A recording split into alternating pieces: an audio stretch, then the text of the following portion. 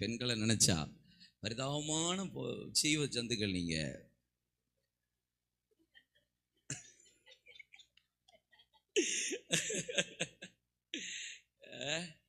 ஆனா உங்களை வச்சுதான்.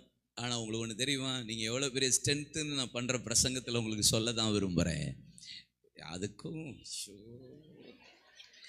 எப்பெல்லாம் உங்களுக்கு நம்பிக்கை வரும்?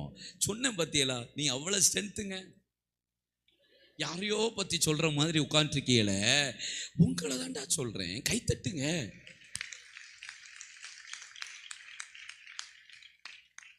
அல்லேலூயா.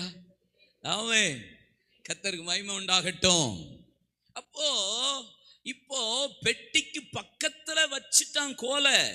ஒரு நைட்ல பூத்தது காய்த்தது. இங்க பாருங்க, பல காலங்கள் நடக்க வேண்டிய ஒரு பெரிய ப்ராசஸ் 6 மணி நேரத்தில் கர்த்தர் செய்கிறார்னா அதுதான் கவோத்தின் மகிமை.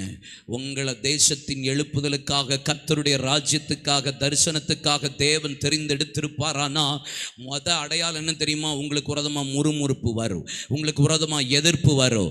ஆனால் கர்த்தர் இந்த காலை வேளையில் உங்களை பார்த்து சொல்றா, எல்லா முறுமுறுப்பையும் கர்த்தர் அடக்குகிற காலை வேளையாய் மாறப்போகிறது. இந்த பெண்கள் ஐக்கியத்தில் உங்களுக்கு விரோதமா எழும்பின முறுமுறுப்பை அடக்கி கர்த்தர் அடையாளப்படுத்த போகிறார். சவுல் காது கேளாதவன போல இருந்தான். ஆனா நடந்தது பாத்தீங்களா? அவன் ஓரினை மாட்டை பிடித்து சந்து சந்தாக துண்டித்து இஸ்ரவேலிலும் யூதாவிலும் 3+2 5 லட்சம் பேர் எனக்கு பின்பாக வராதவன் எவனோ அவன் இப்படியே ஆக கடவுது என்று சொன்ன போது இஸ்ரவேலிலும் யூதாவிலும் அவனுக்கு பின்பாக 5 லட்சம் பேர் வந்து நின்று